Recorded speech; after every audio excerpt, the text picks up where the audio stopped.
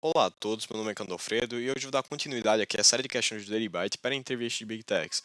Basicamente estamos aqui no 12º dia com essa questão aqui bem interessante chamada Spot the Difference, que está na segunda semana, que é a semana de Hash Maps, ou seja, nossas soluções vão ter um enfoque maior aí nesta estrutura de dados em específico, né? Essa questão em tradução livre quer dizer encontre a diferença e consiste do seguinte, que ela é perguntada pelo Google em várias entrevistas de código e você recebe duas strings, que vão ser S e T, que consistem apenas de letras minúsculas, né? T é gerado pelo embaralhamento das letras que existem em S.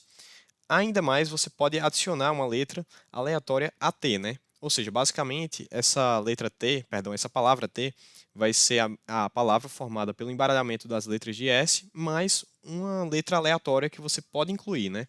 Mas você pode não incluir também, pode não ter esse caractere aleatório adicional. A gente tem que retornar a letra que foi adicionado aleatoriamente a T, caso exista, né? Em caso contrário, a gente retorna aqui uma string vazia. Uma observação a ser feita é que no máximo você pode colocar um caractere AT, né?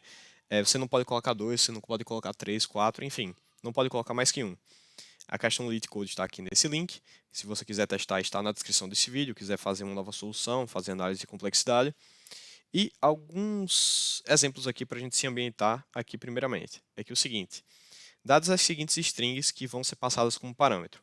Por exemplo, S, full bar e T bar foot. A gente tem que retornar a letra T, porque basicamente a gente percebe aí que full bar embaralhado dá bar full, só que com a letra adicional que é T. Então a gente retorna T. Idea, por exemplo, aqui, que é dado como T, é basicamente ID embaralhado mais a letra A. E essa letra adicional é retornada aí na função.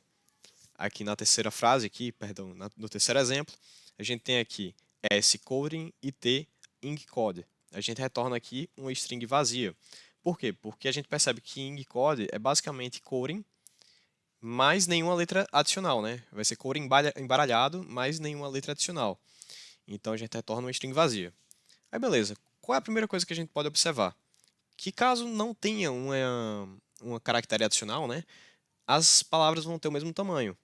Então, caso aí a gente perceba que S e T têm o mesmo tamanho, né, if length S é igual a length T, a gente percebe que é o seguinte, que a gente tem que retornar uma string vazia.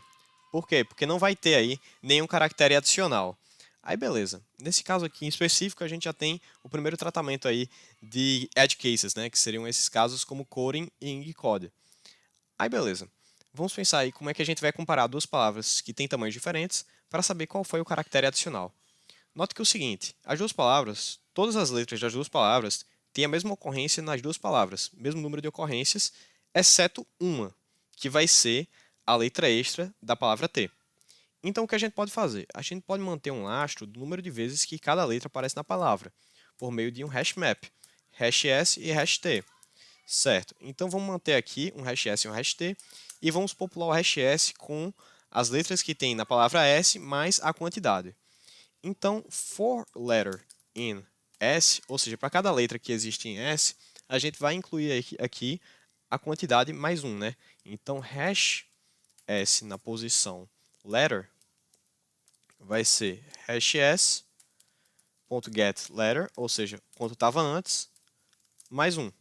Só que, caso não exista ainda, a gente coloca um zero aqui, que é o valor de full.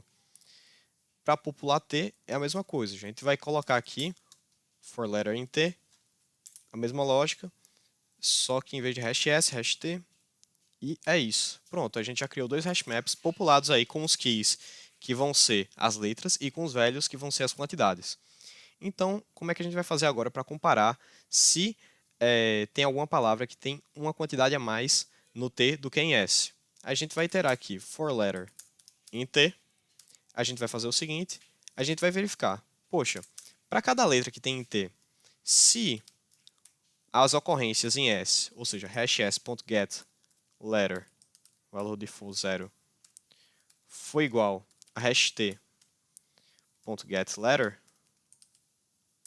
então está dando certo. A mesma letra, nas duas palavras, tem o mesmo número de ocorrências.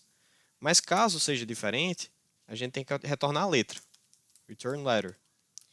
Como a gente sabe que a gente está lidando aqui com palavras de tamanho diferente, ou seja, com certeza vai ter uma letra adicional, então esse return sempre vai ser atendido. Se eles tiverem o mesmo tamanho, as duas palavras, né, a gente sabe que vai retornar uma string vazia porque não vai ter letra adicional. Mas aqui a gente já vai verificar, beleza. Se essa letra dentro do hashmap aqui for diferente dessa letra nesse outro hashmap, então quer dizer que eles têm quantidades distintas e a gente achou a letra adicional que tem em T, né? Então, basicamente, essa função aqui é suficiente.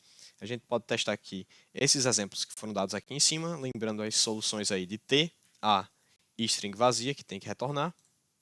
E retornou aqui T, A e string vazia. Basicamente, a função está funcionando.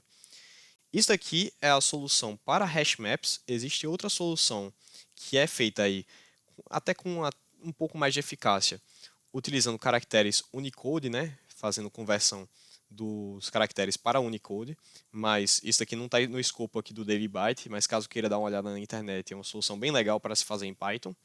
E vamos analisar a complexidade aí desse código aqui em específico. O Space Complexity a gente percebe aqui que é O de N, sendo N aí o tamanho de T, que é a maior palavra possivelmente, né? No máximo vai ter um caractere a mais que S. Mas, basicamente, a gente percebe aí que a gente está criando duas estruturas aqui, hash S e hash T, que, no pior dos casos, vão ter aí um tamanho proporcional à entrada, né? A entrada de T. Por quê? Porque, basicamente, vamos dizer que o T tem 20 caracteres, é possível que esse hash T tenha 20 keys, ou seja, 20 caracteres distintos.